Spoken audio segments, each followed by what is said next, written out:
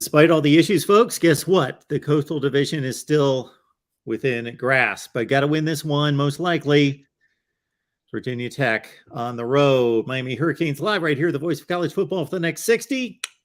There's the wholesome one. He's here, ready to take your comments and questions and talk Miami football. Just a few minutes away from bringing in Paul Van Wagner from ESPN Blacksburg to talk up the Hokies with us. And shoot, we'll let Paul crash the party right out of the gate. He just has to promise to be good and keep it down for a little while. All right, I'll do my best. Okay. Wholesome one, boy, how you doing this week? It's been a tough one, man. You know, for me personally, Holloway, the guy, doing well, building a good rapport, networking, growing as a human. But covering the Miami Hurricanes has been tough. And I think it also comes with, self-inflicted wounds. So what I mean by that is every offseason, we start to drink the Kool-Aid and start to look at star ratings, and we start to look at highlight tapes, and we start to think that these young men are above their means. And eventually you have to go out there and start playing games. So the unwarranted, expectations that us as fans put on these young men and put on their staff, that's on us. That has nothing to do with going out there looking like you don't want to play. That has nothing to do with going out there and getting your ass whooped by Middle Tennessee State and then coming out slow the very next week out of a bye, or having a team like North Carolina feel like they could just go for it on fourth down because they know you have no fight in you. Those kinds of things, that has nothing to do with us. That has nothing to do with pen and paper. That has to do with this staff and these players being able to pull their head out of their behind and play football for 60 minutes. Now, the second half of that game, I was very proud. There were even some things towards the end of the first half of the North Carolina game that I was very, very happy with. And I saw them go out there and fight, because that was on the teetering or the cusp, or Wrestling Federation reference there, on the cusp of a Wile E. Coyote ass whooping. Okay, it was about to get weird, and it was about to get bad, and we were about to get blown out. But I saw a team that went out and got a touchdown with about 4 minutes left, got the ball back off their interception, scored another touchdown, and went in, down by 4 as opposed to being down by 4 touchdowns, which is what it felt like North Carolina was about to put on Miami. So there's a lot, and with respect to Paul, we'll get on to Virginia Tech, because honestly, the North Carolina game is behind us. So if you have any other questions about UNC, Mark, I have no problem answering them, but I think got to move on.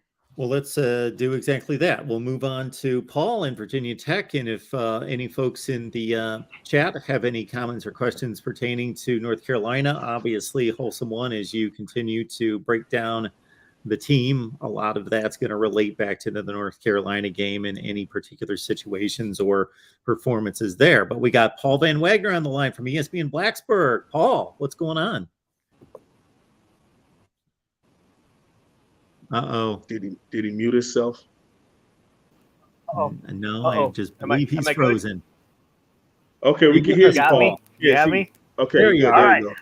Glad moves. to be back. Second time on with you guys. I'm looking forward to this. Very excited. Wholesome one, though, I got to tell you, you think it's hard being a Miami fan, covering Miami? Ooh, son.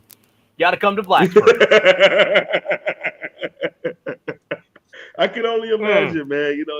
And that's the tough part, man. Miami isn't my personal alma mater. It's my father's alma mater, and a bunch of family members who went to Miami. And we grew up rooting for it. But, when it's so personal and it just really hurts, and you spend time covering the recruiting and looking into who 4 or 5 years from now is interested and coaches, and you spend all this time, and we wait 8 months out of the year to get this small sample size of the year to watch your team go out there and play football. And the product in which that we've been seeing from both these teams is honestly despicable. And it's heartbreaking, because people put time, effort, and money into this. And to be honest with you, both teams have really disappointed, and both teams, just at some points look like they don't care.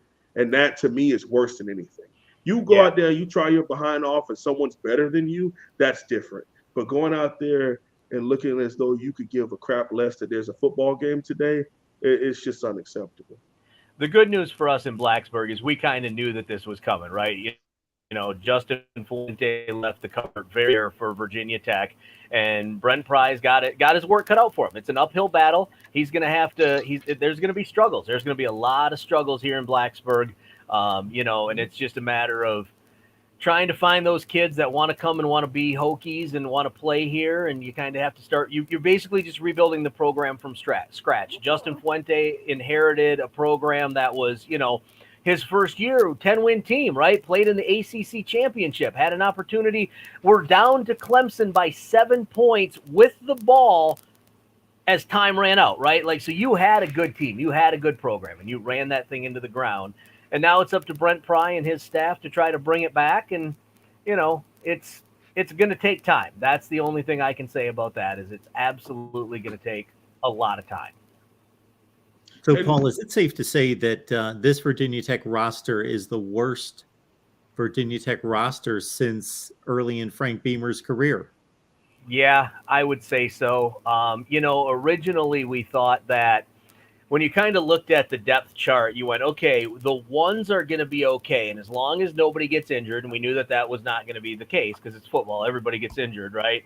But the ones are going to be okay. And as long as we can keep the ones in there, like, we'll be fine. But I'm going to tell you right now, the gap between the Virginia Tech ones and, pick another ACC team. It doesn't even have to be Miami, like right now, Syracuse is a pretty decent team, but Syracuse would beat Virginia Tech by 4 touchdowns.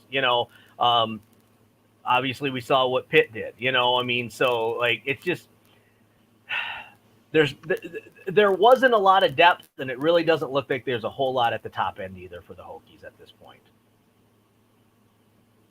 Yeah, I could probably second that as far as this one of the, because I've been studying the program since 2009, 2010, covering the program since about 2018. So there's been a nice stint in between there while I was being recruited as a player, playing my college ball, and now as a media person. But Virginia Tech is somebody Miami's been playing every year, and it would always be such a premium game, regardless if it's a noon kickoff, if it's a 3:30, if it's in Blacksburg, if it's down in Miami Gardens. It didn't matter.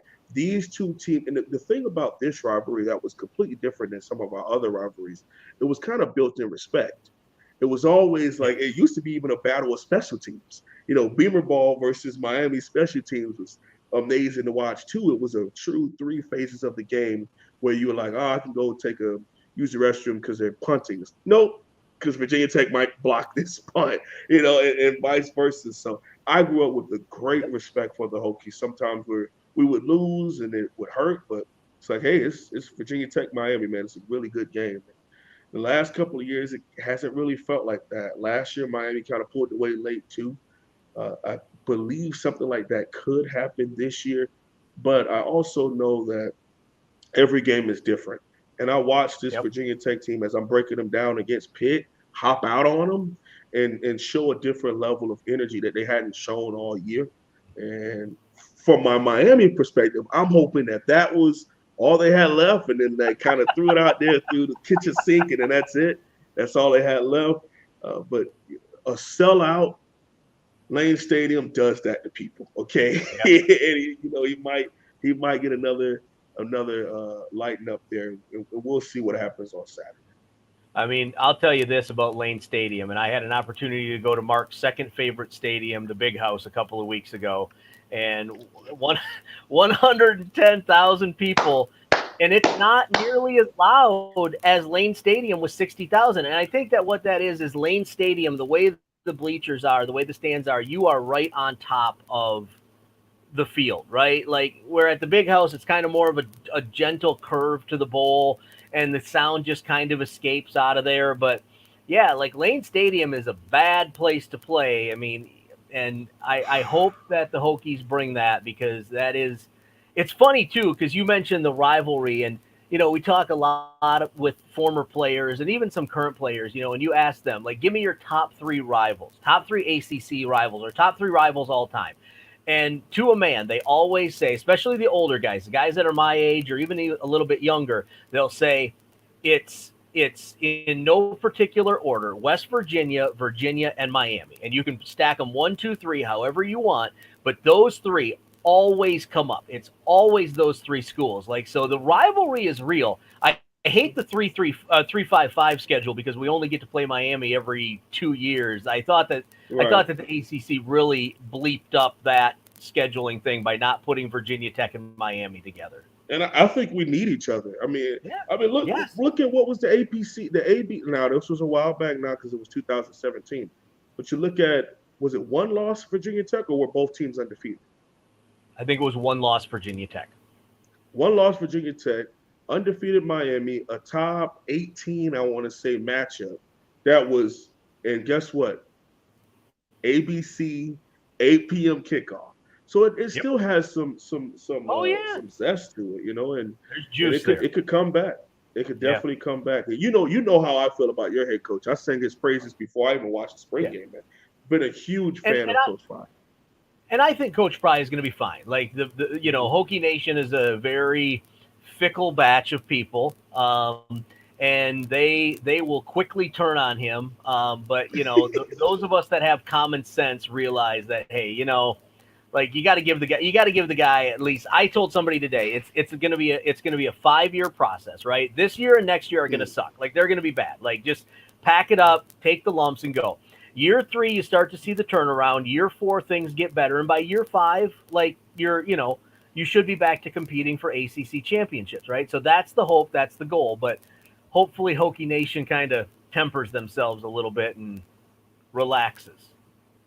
I know how that feels, man. As a Miami fan, Coach Cristobal he's our guy. He's an alumni. He's from Miami. He went to Miami Columbus. And he still isn't good enough for some people. So I know how it feels to cover the program and know deep down inside that someone is really building a great foundation. He's a Mason and he's laying great foundation. Great blueprint is already laid out. And he's already put down the first couple of bricks. And people still want to blow it up every couple of weeks. So I definitely get that. Mark, you look like you were trying to say something. Go ahead. No. Well, Paul's talking about building a program, and you need depth. That there are certain tenets that you need. Depth would be one to really compete for a conference championship. Another would be the guy, obviously, that starts the whole thing at the quarterback position. Grant Wells, I wouldn't consider to be that guy. Have they recruited guys that are waiting in the wings that may be the answer at quarterback? Doesn't sound like yet. Okay. So I was going to say that didn't sound too reassuring there. Okay, so here's my take on that, right? I don't see these kids in practice every day. I don't know what they look like. I'm assuming that the coaches have made the decision based off of who gives Virginia Tech the best chance to win. I agree. I don't know that Grant Wells is the guy to lead the Hokies, moving forward. I don't know. But if it's the younger guys aren't really getting a crack at this thing. So, I don't know. They have a couple of a quarterback coming in as a recruit this year, 3-star kid out of Georgia. I can't remember his name right now. But he's not going to be ready. Like, you're not going to toss that kid into the fire. You're not going to throw him out there against the likes of Miami and Pitt and Syracuse next year. So again, year 3, that's, this is year 1. Like, we're going to have to get to year 3. So. I'm with you, man. The quarterback position. I mean, I don't know if Mark was about to ask us about our quarterback situation, but is that where you were going with the Mark? No, you've got the guy. You've got 2 guys. Actually, a lot of people would say you've got 2 guys, and obviously one of them threw 57 passes and kind of got right last week for the most part, right? Wholesome one? I would agree. Okay. I would agree. I think that's Miami's way of winning football, and I understand who Coach Cristobal is as a former offensive lineman in high school and a defensive lineman in college. I understand that approach. I understand how you want to get things done and you want to maul people off the ball and you want to be Hulk Hogan, rah, rah.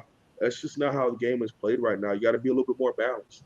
Okay, you can't just be Washington State and under Mike Leach, which is you see him at Mississippi State. He's understanding the importance of running the ball now too. So he's gone from more like an 80-20 approach pass run to more of your 60-40, where they still pass a little bit more than they run, but they still incorporate that in.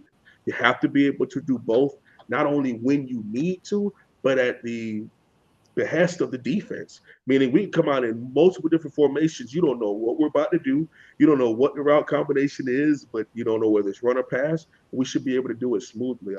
I just don't think that people were fair as far as thinking that we should be able to do all of that in 8 months.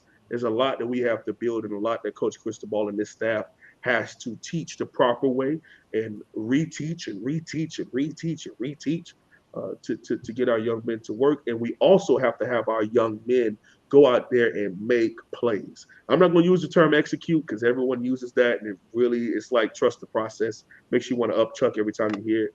But you have to go out there and make football plays. And I'm no longer going to keep pointing the finger at our staff. When I know these people are established, we got to get these young men to make football plays. It's just that simple. Paul, you know the program so much better than I do, but I want to challenge your 3-year plan to contention a little bit and maybe speed it up based on this. Well, you know what? I just thought of another factor that's pushing back on me. In the current divisional format, we're seeing the likes of Georgia Tech and Duke suddenly become like contenders in a division that's just a mess. Right. But obviously we know that the divisions go away next year, correct? Correct. Yep. Yeah. Okay. 23 like that. Yep. Yep. So, the current power structure is it's leaning probably heavier toward the Atlantic more than it ever has. Yeah. Yep. And that's fair. But I think, the biggest thing about the ACC, right? And I think Wholesome One will agree with me on this. Like, yeah, you got Clemson, you got Louisville, you got Tallahassee. Did I do that right? Did I say that right? I love it. All right. I always say Virginia Tech for you. I will say Virginia Tech just for you. I know. And obviously you need them to be strong, but you also need a strong Miami. You need a strong Virginia Tech. You need a strong North Carolina. Wake Forest or NC State need to be strong, right? So yes, it does lean heavily towards the Atlantic, but I mean, you look at that Atlantic division right now, and I mean, it's kind of Clemson, NC State, everybody else. I think that the divisions going away aren't going to hurt us as much as some people think. Plus, I think from the strength standpoint of the ACC, how many times in the last 3 years have the two best teams both been in the Atlantic, but, somebody comes out of the Coastal and gets to be the sacrificial lamb for Clemson. So, if that means that, NC State or one of the other Atlantic teams, ends up getting that spot in the ACC championship, just give us a strong ACC championship game. Mm-hmm. I would second that notion. I mean, I remember a couple of times where you all went and played Clemson in Charlotte. I even remember in 2015, when Larry Fedora UNC, when it was the powder blue versus orange, and they both wore their home jerseys, they took them to within an onside kick. So you got to be able to present a team that's good enough to get out there. And the best thing we could ask for is at the end of the season, you get majority of your side to make a bowl, somewhere in between that 7 to 9 win range. And that's how you're able to create great competition. And we all push each other. I root for everybody except for Tallahassee. I would never do that. So it's just, I want to see these other teams because I think that's going to make Miami never feel like they could just walk in and roll over people, because that's not the way college football is moving right now. There's been a better balance. There still is the top 1%, but then there's been a nice balance to where maybe the 12th and the 40th team are all within maybe a touchdown or two on a field. And that to me is great for the game and great for the product of college football. Agreed. I want to make sure I get this straight. So Paul's letting us know that the ACC's better when Tallahassee's better.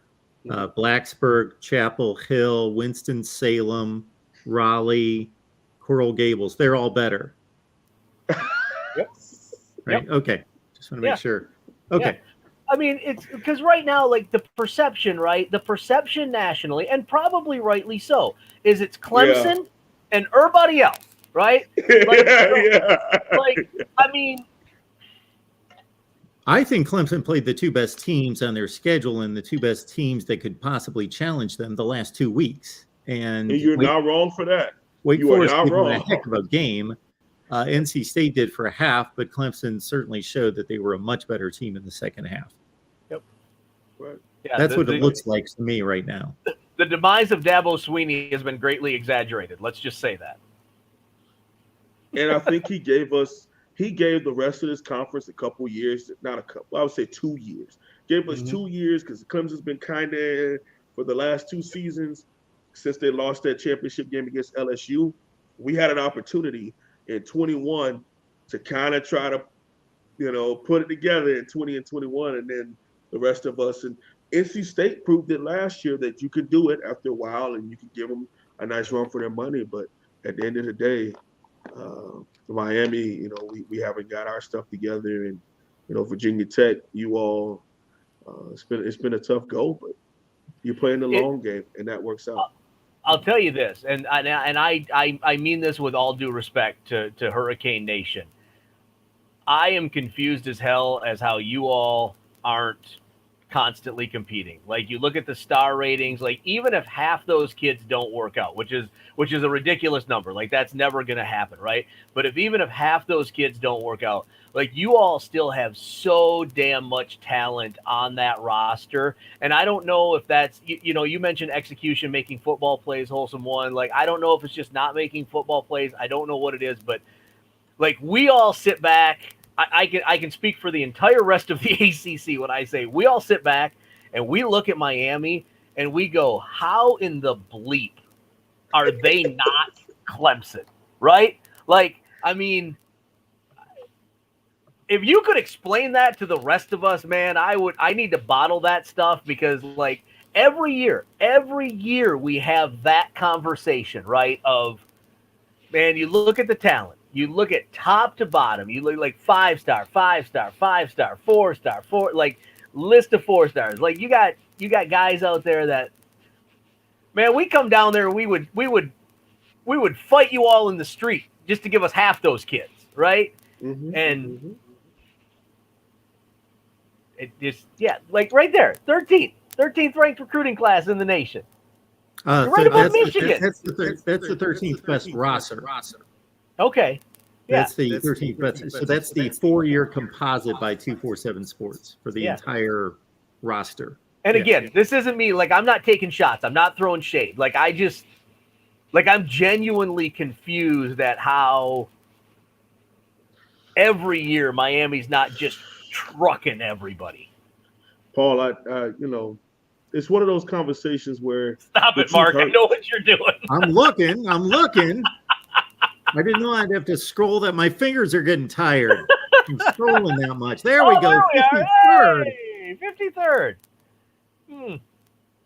Damn. Hey, Purdue's at 52, and they're a pretty good football team, and so is Minnesota at 51. Yeah. Scoo. Shout out to PJ Fleck, man. What a great guy. Paul, to be honest with you, man, I wish we had. I have answers for you, so I'll start out with this. Culture, and that term is, people throw it out all the time, but sure, there comes a point when you build a true program, and you get to a point where it's truly plug and play, where a young man, regardless of the star system, if you had an offer from Miami, you pick you up, we put you in there in the weight room with Andrew Swayze and his strength and conditioning staff. And we either sent you to the offensive room or the defensive room, and you went out to be a top 3-round pick by the time our president shook your hand and you're walking out as a redshirt junior and going off to be a top 75 pick in the NFL draft. Yep. Those days have been gone for about 10 to 12 years. We've had a couple spurts, but there comes a point where we have to be honest with yourselves. So in 1995, we hired Butch Davis. Name rings bells for both of you too, right? Well, in between that time, from 95 to, I want to say about 99, Miami had a bunch of struggles where they were just fighting and clawing, while Virginia Tech is going on to play national championship games. And Tallahassee is one of the best teams of the 90s. The Florida Gators are now starting to creep. So more south and south and south, and really grab some Broward County guys, a couple Dade County guys, and really take over the state of Florida in their own way through the SEC. But then you got into 2000, and Miami they fielded one of the best teams, arguably the best team in the country, and they finished out in the top 3. They beat Florida in the Sugar Bowl, and he departs. But what they did was they handed it off to somebody who had already been here since 1995 as our OC, and kind of just kept things going on for the next 5 years. But the culture kind of was still there. The talent was still there. Now, just adding talent and throwing a bunch of stuff on a pile of crap doesn't turn it into pancakes. It had to originally have been pancakes. And yeah, you put a little syrup on there, and you put a little chocolate chips on there, you put a little peanut butter on there, and yeah, different flavors for different people, but it still worked. Yeah. And when I really did a deep dive into how long of a span that was, so from 95 to 2005, Miami had not only some of the best recruiting classes, but Miami consistently finished in the top 10. Miami consistently finished in the top 15. Football, like on the field wise, not just recruiting wise. Miami has finished in recruiting, in on-field production, AP poll, final poll. In the last 10 years, Miami was ranked in the top 25 3 times. Yeah. So what was happening was all the off-the-field stuff looked good. The recruiting, the hoopla, the throwing up the U, the turnover chain, all that kind of stuff, it looked good. But what the actual recipe, did anyone in that kitchen know how to truly make the right pancake recipe to serve to the field? And we didn't have that, man. And I think I'm there and I'm calm about it, because when I look at Coach Cristobal, I see some of those Butch Davis things where you're there, you're fighting, you got a stupid loss that you don't want, but you see a team growing before your eyes. And it's not the sense that, oh, this looks good, we just got to make a couple plays. And I don't like quoting Tallahassee people, but Bobby Bowden put it simply. You build the program in a couple phases. You lose by a lot, you lose by a little, then you win by a little, then you start to win by a lot.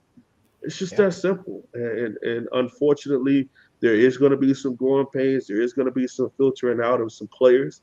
There is going to have to be some huge talents influx, but you got to get it into the mind of our young men how to do this football thing right all the damn time. Not when you just want to, not when it looks good, not when you're up by 20 and we're dancing on the sideline and talking to other people, other teams' girlfriends are dancing on their logo.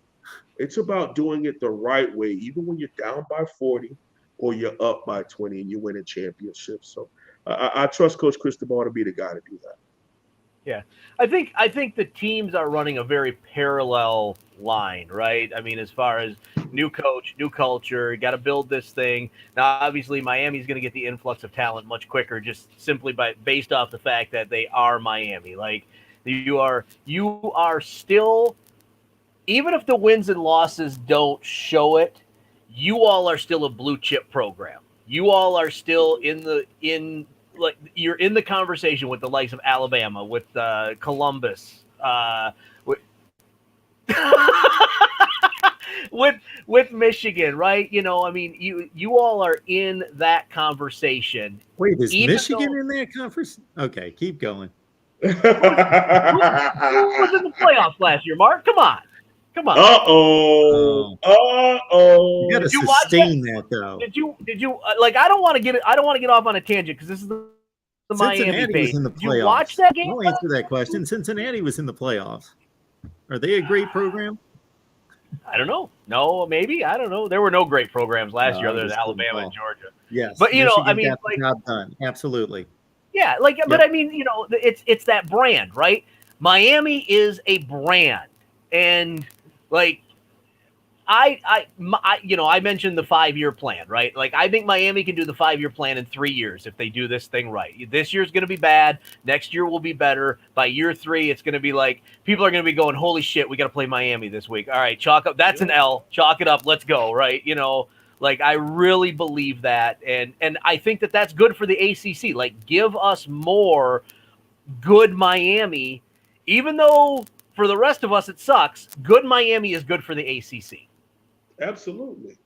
I mean, it attracts, just like you said, that 8 p.m. kickoff game, as much as you would say it probably was because of Virginia Tech, it was definitely because of an undefeated Miami for the first time in God knows how long, you know, and we had a bunch of fans show up to that game, and we were at 90% for the first time since 2013 in fan support at a game. Like that was it. Then the next week we sold down and beat Notre Dame, and it was the last great win in Miami, and we were all crying and having a great time. But yeah, I agree with that. It's similar, not calling you all Vandy, but you have an opportunity to be on a stage like that.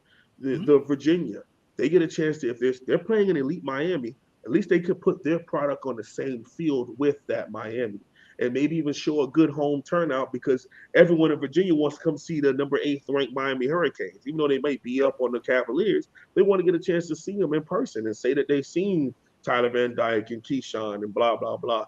Those are things that I agree 100%. And I mean, you got two teams that let's face it, neither one of our teams right now are good. Like, to a man, True. we ain't good, right?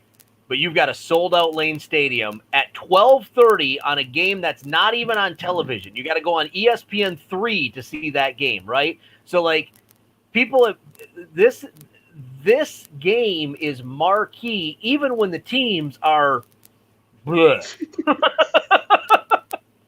Crazy, man. It's crazy. But that's what happens when you spend so long building a nice brand.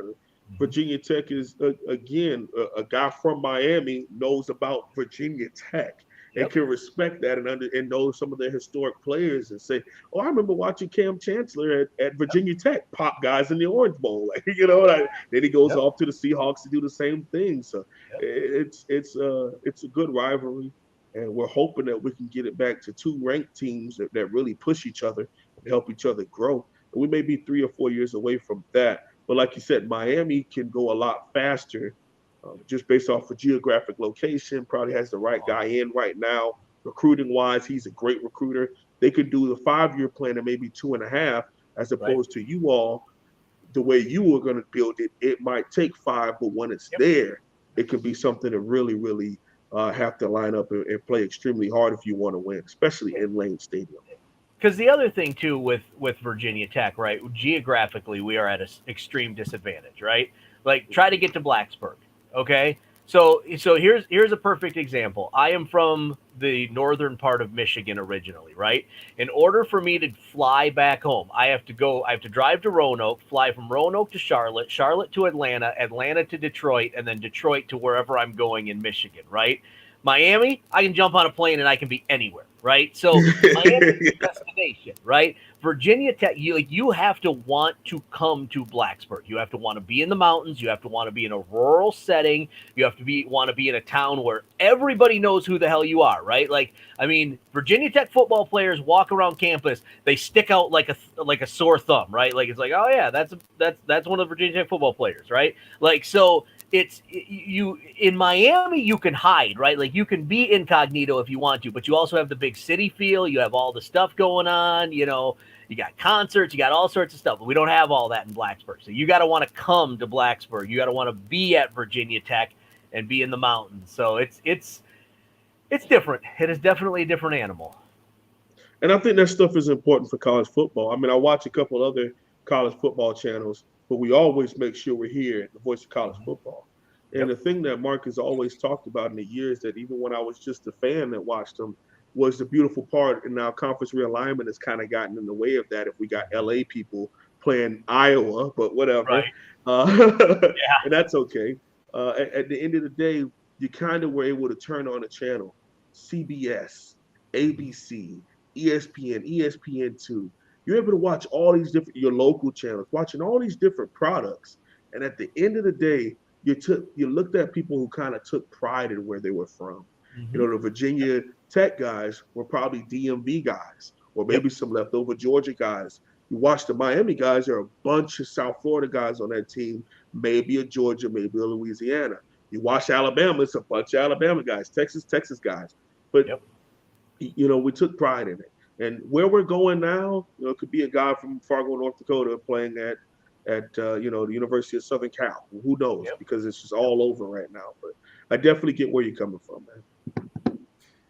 So, Paul, when you look at the Virginia Tech's program big picture and you look at what's going on in college football, and we got hit with the big news a year ago with Oklahoma, Texas during the summer, and then things died down, cooled down. People started to speculate what's the next move, and then whack, we get hit upside the head with USC, UCLA to the Big Ten midsummer, and now things seem to have died down. But as soon as we believe that they have, we'll get hit with something else here pretty soon.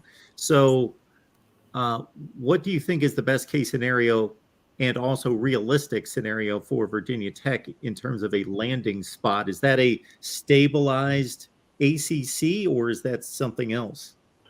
So I have a good friend who comes on the drive with me every Monday, and he covers Charlotte sports, but he's a West Virginia alum, and we have the conversation all the time about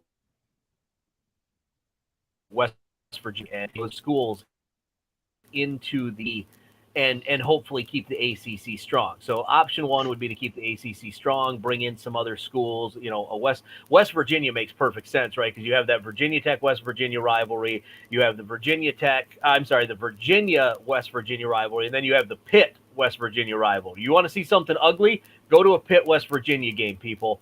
Like, that's some. True. Yeah. Anyway, there's hold on. Can we episode that? Yeah. Where did that come from? Because I mean, I grew up playing the NCAA games, and one random day I was like picking these different teams, and then it was like backyard brawl. What? Heck yeah. What is this? And I did not. So they're only an hour away. Yeah, they're 75 miles apart. Oh yeah. Because you got to remember. So if you look at West Virginia, right, like a clock, I believe Morgantown. So Morgantown is basically what would be 1 o'clock on West Virginia, and then Pittsburgh is like. Is in Pittsburgh. So like it's a short drive.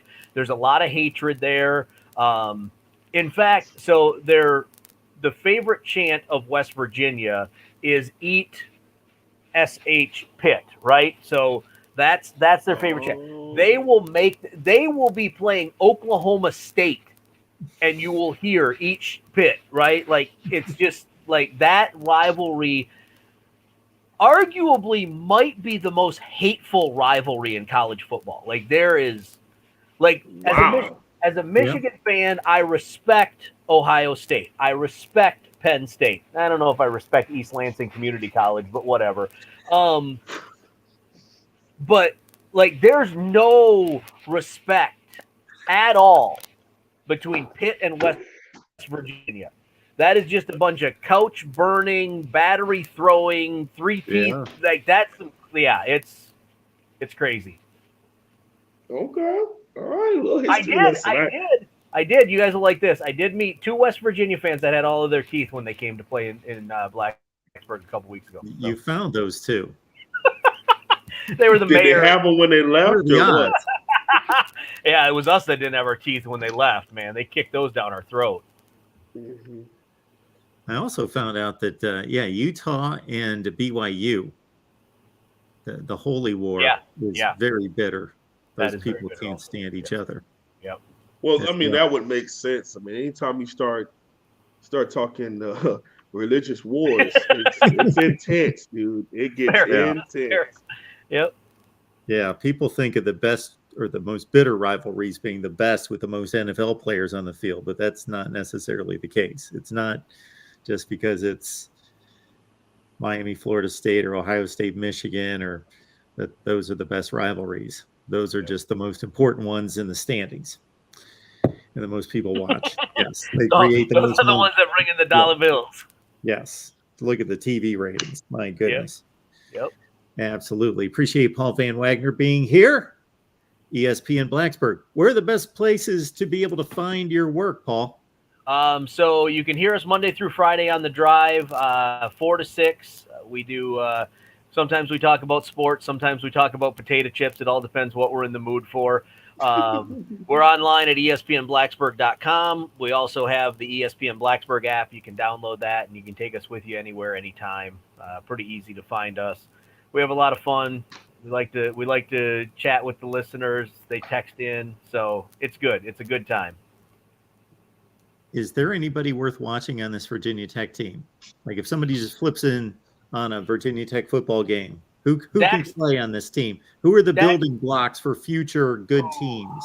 Well, Dax is a senior this year, so that doesn't apply to him. But Dax Hollifield is a hell of a linebacker. That kid's a thumper. I don't know that he's going to get a chance at the next level because he doesn't cover real well. But like if you're looking for a guy that's going to come downhill and stop the run and pop you every time, Dax Hollifield is that guy. Chamari Connor is going to get a crack in the NFL. He's a really good defensive back. He wears number 1 for the Hokies on the defensive side of the ball.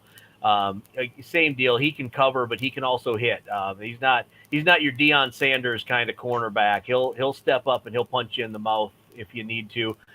Outside of that, Malachi Thomas on the offensive side of the ball, we finally got him back. He spent the first 4 weeks, maybe 5, in a walking boot. And there was actually talk because of the Hokies kind of downward slide that it was possible that they might not even play him. They might just try to medical redshirt him, but he's a warrior, man. That kid just wants to come out and play football. So he got himself right. He played last week. He showed up. He played. And I think that his role will continue to expand. Is that the running back? Yeah, that's the running back. And he'll give Miami everything they want. What's that? 29? I think so. I believe that's I was going to say, he was the one guy on film as I'm breaking it down. My film release breaks tomorrow at 8 p.m. Eastern Standard Time, just so you know. As I'm breaking it down, I'm like, wow, I like the way he runs, man. He very, very – he doesn't go down easily, but that makes sense now that you said he's, it looks like he's been through something, that he's worked his way back. So that makes a lot of sense. As far as the wide receivers and tight ends are concerned, if they drop back to pass, you can grab some popcorn, maybe a hot dog or something like that. That's it. Well, Wholesome One, we don't want to deliver a spoiler alert. We want everyone to check out your film session, but give us a tease on Virginia Tech. Did you see anything positive there?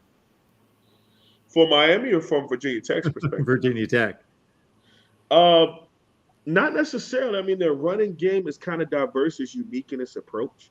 I've seen sometimes where they even like RPO on 3 techniques, meaning like they read a D tackle, read some DN, some tight end play. They're pretty good at run blocking, not necessarily being a big mix match against your linebackers, but got some solid size there. And Miami, when it comes to linebacker against tight end, has been horrible for a very long time. So, I guess that's the best thing Virginia Tech can do quarterback wise and receiver wise. I think that's kind of a lost cause there. Offensive line, when they want to, I've seen some pretty good run blocking out of them, but pass protection is, but then Miami doesn't have a pass rusher. So it could kind of go back and forth with that. But the quarterback that I've seen, he can put the ball up for 50-50 balls every now and again, and Miami has to win those. But again, that's another opportunity for Virginia Tech. Now, Virginia Tech defensively against Miami's offense, in all honesty, I think if Tyler Van Dyke and the passing concepts that we saw last week were to show up, this game would be over pretty fast.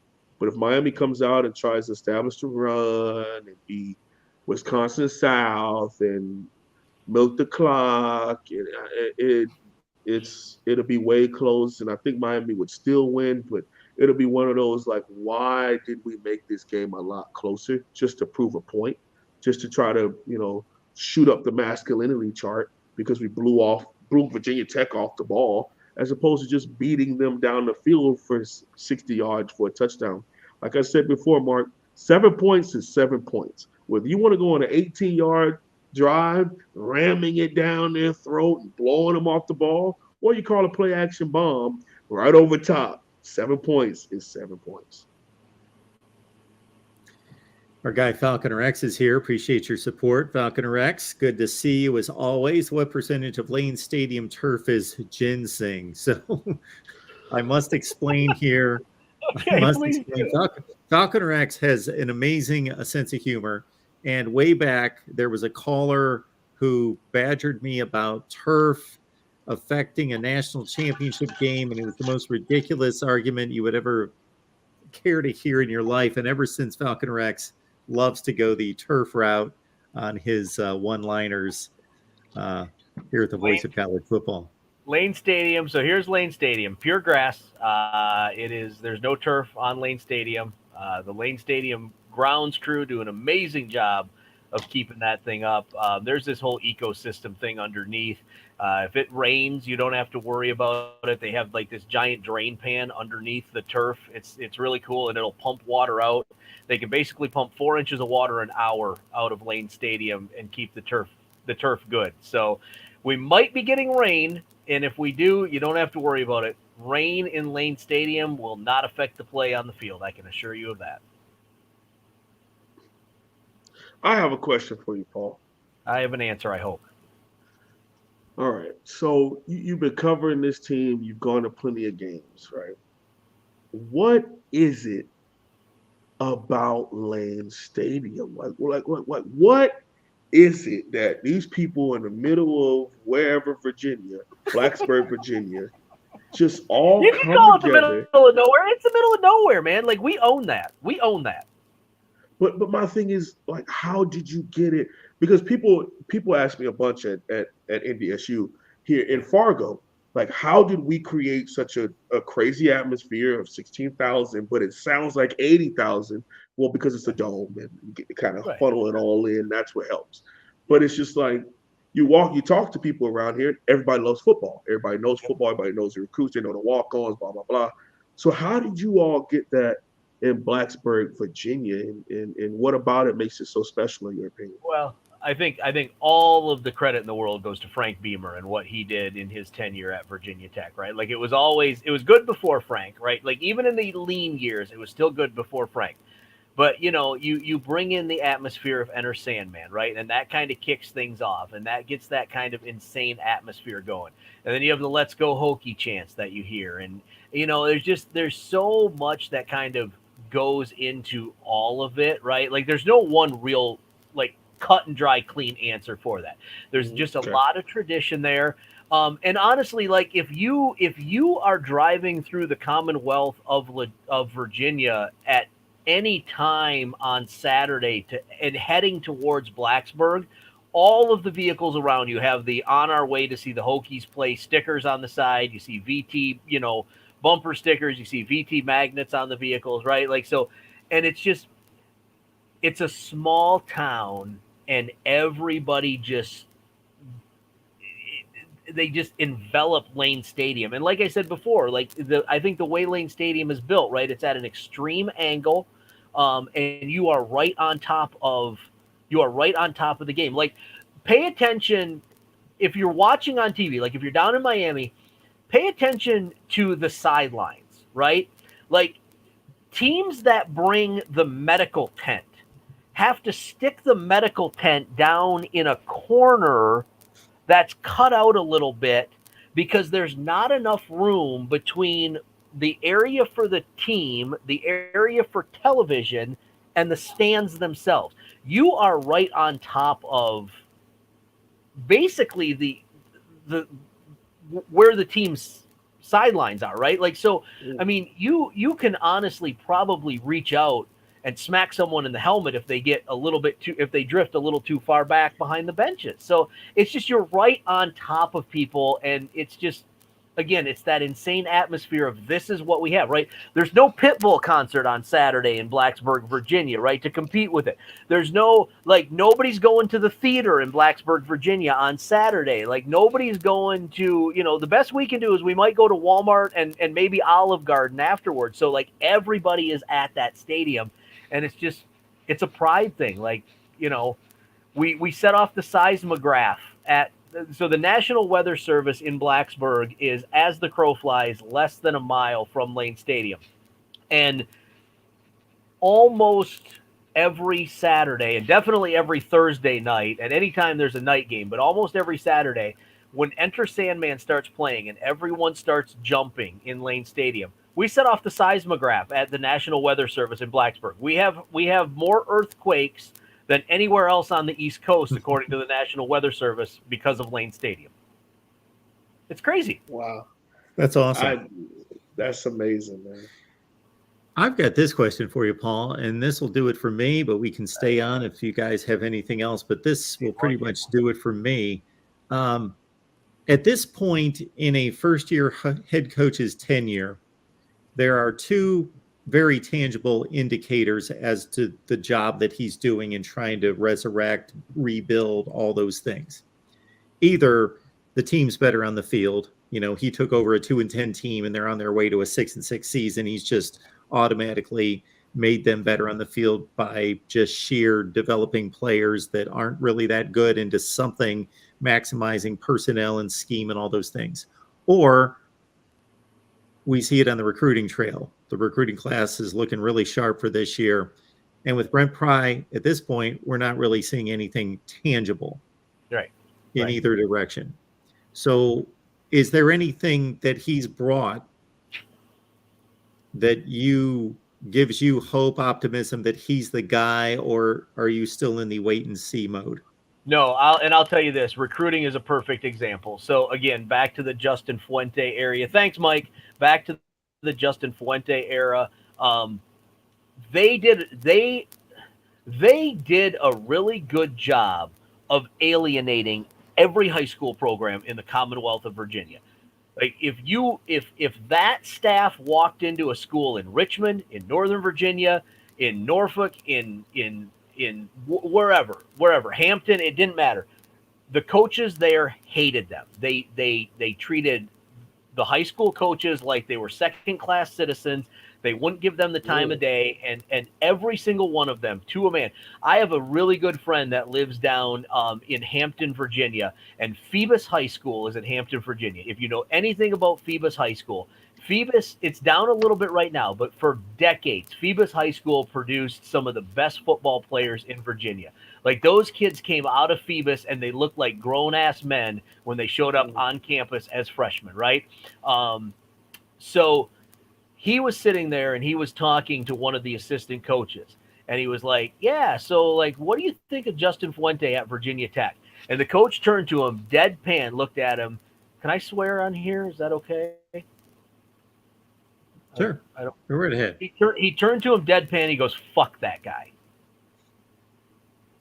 and that was the end of the conversation. Right? Like, so how do you go into the arguably one of the top 5 schools in Virginia for producing talent and piss the coaches off so bad that in a bar to a stranger that they don't know who just asked you what you think of Virginia Tech, that's your response, and that's what Justin Fuente did.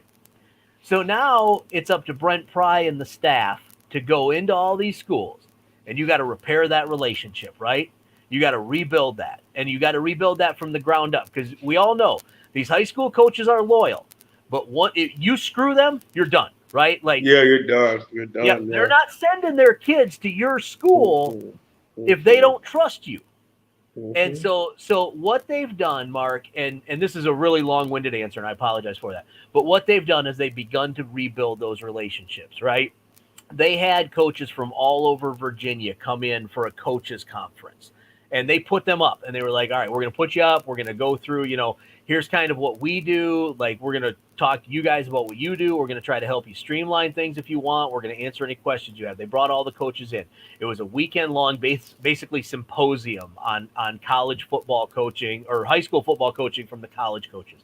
They go to the schools, and their first stop is to the coach's office. Right? Like, it's not just going to the principal's office and being like, get me the wholesome one. I want to talk to him because we're recruiting him, right? They go to the coach's office. They sit down. They talk. They spend time.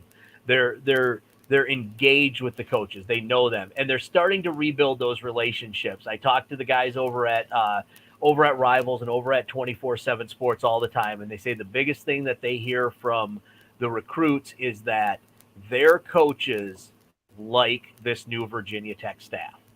So that's that first building block that they have to put down, and they're doing it. And again, it's Rome wasn't built in a day, and this thing isn't going to get fixed overnight. But repairing those relationships, because Richmond is a hotbed. The 757, which is Norfolk, Virginia Beach, Hampton, that area, that's a hotbed. Northern Virginia is a hotbed, right? And Penn State had been picking kids out of Northern Virginia like it was their job. And now Brent Pry has those relationships, and he's continuing to build them, and that's the building block right there that gives me hope that the future will be bright for Virginia Tech. I was gonna say he's the main reason.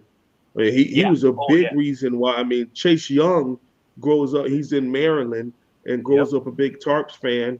You know, had a lot of respect for Virginia Tech. Went to a couple camps there, but because a bunch of there was an influx to the Big Ten that the DMV didn't really rated by Ohio State and Penn State and teams of that nature. I just said Ohio State out loud. Man, wow. And that's what happened. We call him Columbus.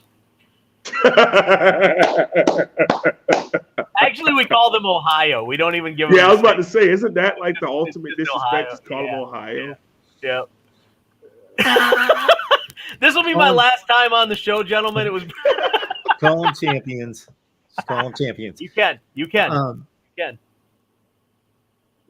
Paul, you know, personally, you know, I think you're a great guy, and I've got a lot of hope for you, Paul. You got a lot of hope, but if you continue to go up and consume that air and breathe that air in, it's not good for you. You're going to be a lost cause at some point. I still have hope for you at this point. The air in Ann Arbor has a little bongy smell to it, if you know what I mean. Just saying. I know what you mean. Good God. Oh, man. All right, Paul, what's our final predictions before we get out of here, buddy? All right. Do you want me to go first? I can go first. This is easy for me. Go ahead.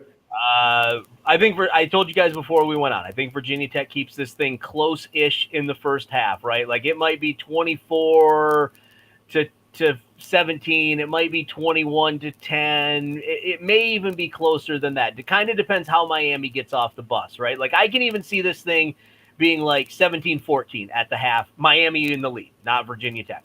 But I think that Miami comes out in the second half and they just kind of exert their will. We get to see, you know, who the real talent is, and we get to see those guys kind of show up and play. I would say Miami probably hangs 42 on Virginia Tech at the end of the day, and most of that comes in the second half. And I think if Virginia Tech can get to 20, that's probably the best we can hope for. But I would say probably something closer to 42-17, 42-14. Ooh, man. You're a lot higher on Miami than even I am. And I'm not one of those people that takes something that was just a one-off and think that that's going to be the new norm. Mm-hmm. I've watched this Miami team struggle no matter who the opponent was to score points. I've also seen this Miami team have horrible communication and have players get bombed, whether we're playing Middle Tennessee State, Bethune-Cookman, and Southern Miss, or playing Texas A&M and North Carolina. So I, for one, I'm very nervous about this game on Saturday. I am extremely nervous. And I'll be honest with you, I just have Miami winning 34-24. I don't see a team that comes that shows me that they give a damn. I don't see a team that shows me that they want to come up and score points. And I'm down on them until they can show me something. And Miami fans are hard on me about that, but at the end of the day, I still love this U. But what I'm watching, the Josh Gaddis experiment, the Tyler Van Dyke turning into an undrafted player, it's just stuff that I've seen happen before, and I just don't know if we're going to get this explosive Miami under the Mario Cristobal era. I'm going to tell you right now, I'm not one for moral victories, fellas, but if Virginia Tech puts up 24 on Miami, I'm good. I don't even care if they lose. I'm good. That shows me something offensively. They haven't done that this year. I'm telling you right now. They did it against Pitt, but Pitt's not Miami. We'll see, buddy. I hope you're right. Well, I hope you're right. I hear both of you, and I think you're both valid in your concerns and in your. Well, there's not a whole lot of praise going to either team here, but because Miami should not have an issue in this game. But we could have said this how many times this year. Miami just continues not to look very good in a lot of ways. But Virginia Tech is such a limited football team. They are just so limited that, they could play a perfect game for the first half. And like Paul says, they could be up 13-10. And then Miami could make that lead go away and become a double-digit lead like that. And football games are they're long. Right. And both of you guys know basketball too, and Paul has covered basketball. You know those NCAA tournament games, when there's an underdog, those games go by like that. And that's why you see so many upsets. But football games are long games with a lot of plays, and it takes a lot for an underdog to hang with it. But, and I think the point spread is fair, because I think Miami's more like a 17 or 18 point better team. But because of Lane Stadium, because Miami keeps tripping up over itself, that I understand why the spread's only 7. I would go more in the 34-20 range, Miami. Yeah, so I'm right there. The funny part is, in the off season, when we talked about this, I'm super amped, like we about to do this thing 10-2, and maybe A&M and Clemson, but Miami will run it. We'll see Clemson again in the championship. And now I've watched this team play football. I've watched the spring game. I've watched training camp. I've watched the first 5 games of the season, and I'm nowhere am I impressed, nor am I satisfied with the product that the Miami Hurricanes are putting on the football field. And we may be able to get a nice win on Saturday, because Virginia Tech just honestly isn't the best team.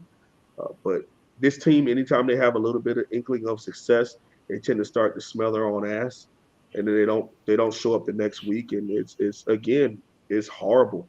And that's the kind of stuff that you got to filter out of the program. It's up to Coach Cristobal and the leaders of this team to do that.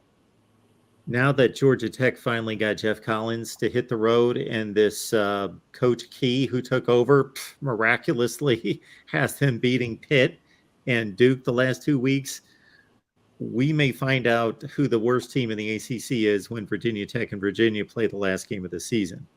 And so... is that considered a rivalry, like battle of the Tech Bowl? No, is that a Tech Bowl? Yeah, no, that's a huge rivalry. They play for the Commonwealth Cup. That's a big one. Virginia Tech, I mean, it's a rivalry, but Virginia has only held the Commonwealth Cup for 1 season in the last 2 decades. So it's not really it's a rivalry because it's within the confines of Virginia. On the field, And the only reason Virginia won that game 2 or 3 seasons ago was they had a quarterback who was absolutely outstanding. And so I don't know exactly what the numbers were, but if they put up 485 yards, he single-handedly put up 470 of those 485 yards. Oh, I was asking about Virginia Tech, Georgia Tech. I know Virginia and GT is definitely. I know that's a rivalry. No, not really. Virginia Tech, Georgia Tech. The only thing with that one is, and I get off on a tangent every time with this. The Georgia Tech people like to steal the T in Tech from Lane Stadium. So it's not really a rivalry. It's more of a thievery thing. So apparently it's if you went like to they Georgia go up Tech, and rip it off of the wall, like the actual T? Yeah, the T. So on the front of Lane Stadium, it just says, Lane Stadium, Virginia Tech. And they'll go up and someone they'll pull the T off of there and they'll steal it. Apparently it's this whole thing. You're supposed to steal the T from your opponent's stadium if there is one, if you can. But at the end of the game, you're supposed to return it. It's supposed to be like good, clean, college kid fun, but they never return it. So now whenever Georgia they never return it. Like if you drive by Lane Stadium and to look for it, the T in Virginia Tech is a different color because it hasn't been like the sun hasn't affected the color the way the rest of the sign has. But yeah, so now they post a security person the entire week at the Virginia Tech Lane Stadium sign because some jackwagon from Georgia Tech will steal the damn T. Yeah, no, it's not. But it's not really a rivalry. All of that made sense to me until you said it was just any T. So it's aren't they fashioning themselves as the only real Tech in the conference? That's why they steal the T from Virginia Tech. That's what I'm guessing, right? Apparently, so I'm trying to think. So, for you all, because it's Hard Rock Stadium, there would be no tea for them to steal. But apparently this has been going on for decades. This is old Georgia Tech tomfoolery. And I had a friend of mine who's a Georgia Tech alum. He's a friend of Mike McDaniel's too. Explain it to me one day. And apparently there's this whole thing at Georgia Tech where there's a bunch of tees all over the place, and like the goal is to collect them. I don't know. If you went to Georgia Tech, you'd be a nerd too. That's all I can say. That makes sense. Okay. Yeah, we can leave it at that. Yeah, maybe we would understand it if we went to Georgia Tech. Mark. Wow. I don't even know that they fully understand it. They just know that they're supposed to steal the tea from the sign. Oh, okay. All right, fellas. Good stuff. Sorry to derail the show today, guys, by the way. No, you're here to talk, Paul. We got you. We only get this every so often. So everybody, you get Paul each weekday on ESPN Blacksburg, and you can download the app, right, for those people that aren't in the area, correct? Yep, App Store, Google Play Store. Just search for ESPN Blacksburg. It just looks like what Mark has there on the sign, on the banner. You search for that, you can find it. It's got that logo on it right there. Easy to find. Download it. Like I said, sometimes we talk sports, sometimes it's potato chips. We did 12 minutes last week on potato chips. I'm more of a sweets guy than a salty guy, but I could still chime in on that. Oh, yeah. Absolutely. Yeah. Paul is also kind enough to simulcast the Hokie House Virginia Tech pregame show on the Voice of College Football as well. So we appreciate that. 1 o'clock on Wholesome One. What are you doing? I'm sorry. What are you doing at 10 o'clock on Saturday?